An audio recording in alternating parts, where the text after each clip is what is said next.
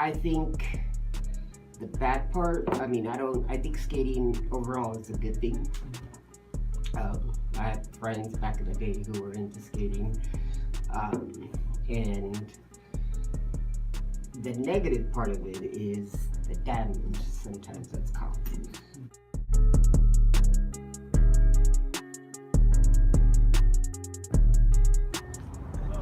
When skaters would skate after school, they would usually come over here and try gapping from here all the way to the stage.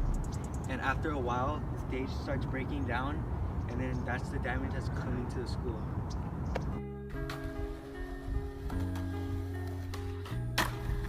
Skaters come to skate after school, they wax up the ledges, and the ledges become like dirty. And when people try to sit on them, they end up getting their pants all with the smudges from wax.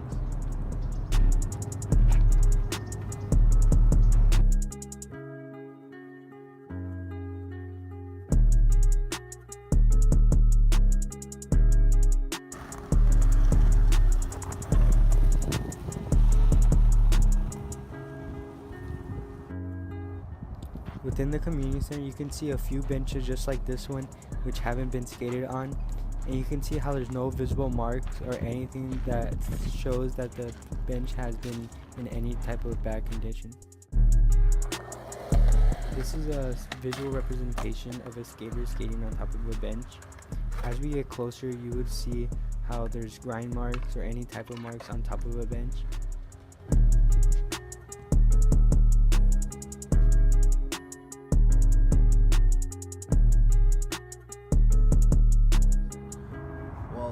We have actually a no skateboarding and no bicycling county ordinance put in place here at the community center. So if we do see a skateboarder riding a skateboard or a bicyclist or somebody on rollerblades conducting that activity on the park premise, we are obligated to let them know that they cannot conduct that activity. So there is no skateboarding allowed here at the community center.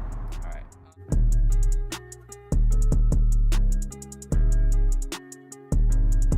Even though skateboarders get kicked out, they usually don't cause problems towards people.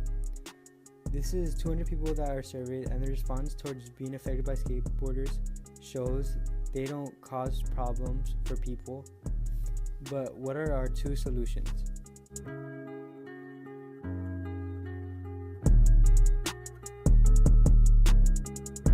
Alright, there are two solutions to solving the problem. The first solution is going to Simpson Park and skating there after a certain time.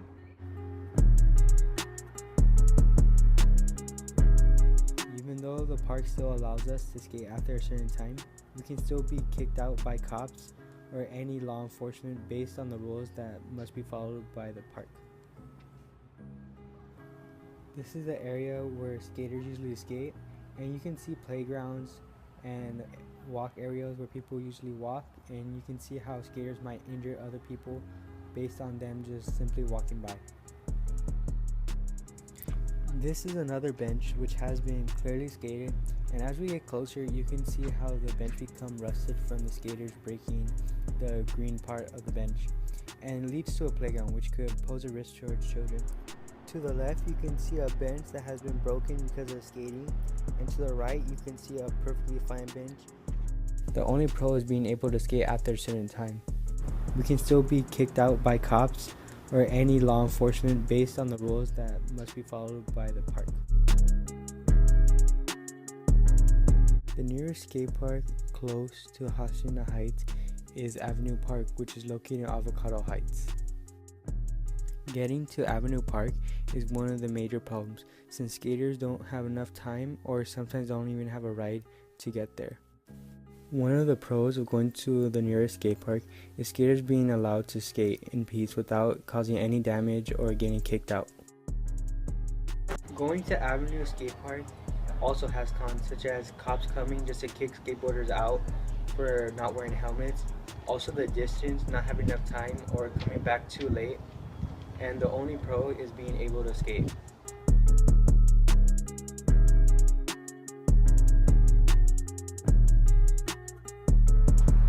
Our best solution for this is to build a new skate park by Wedgeworth Elementary. Highlander Field and Wedgeworth Elementary, there is a field which is empty for over 7 years and could be a potential skate park. As you can see, the grass field is empty and perfectly fine to be built on top of. The resources necessary are $700,000. Recently, La Puente has got a grant to build a skate park in that area, which is the amount of money we need for our skate park in Hacienda Heights. There's pros and cons to building a skate park in Hacienda. One of the cons is probably littering in the skate park, just making a mess. And another con is just giving the park a bad name, because there's people that will come just like do drugs or just drink alcohol, and yeah, just give the park a bad name.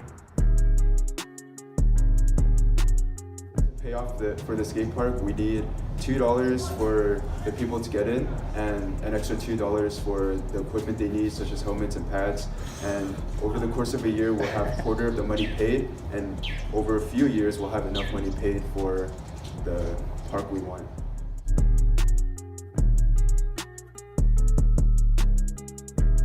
Here's a survey of 200 people, and we were trying to figure out if majority of people agree that there should be a skate park within our community. As you can see, a great number of people had agreed there should be a skate park, but the question is, how do we get one started within our community? In order to get our plan started, there is a committee who meets at the school district once a month. If we're able to bring enough attention to this issue, it can get a jump start on making a skate park within Hacienda Heights.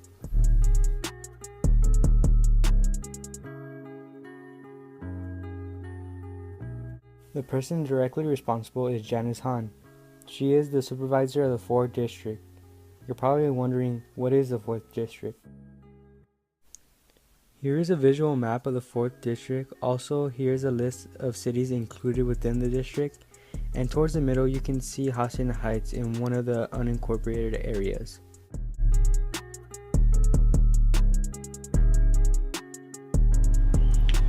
These are the steps which are needed in order to get our skate park within Hacienda Heights.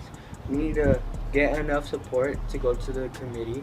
Also, get our 4th district supervisor, which is Janice Han, to go with our idea, or at least try to get an idea to the board.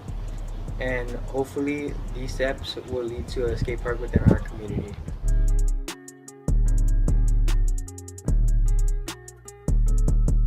Conclusion is that not everything will get done in a day, but we took the necessary steps, such as interviewing people that have dealt with skateboarders, which were property owners.